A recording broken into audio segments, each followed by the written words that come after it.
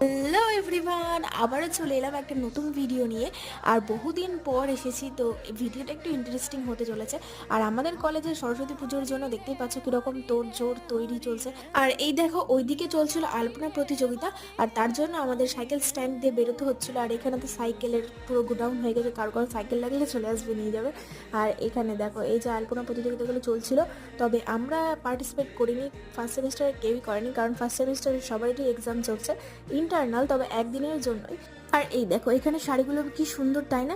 তবে আমার তো শাড়ি কেনা হয়ে গেছে। আমি কি শাড়ি কিনেছি তোমরা সরস্বতী পুজোর দিনে দেখতে পারবে। আর এখানে বান্ধবী জুতো কিনতে এসেছিলাম, তবে এই জুতোগুলোতে দেখলাম চুড়ি কানের মালা থেকে খুলে খুলে সব লাগিয়ে দিয়েছে।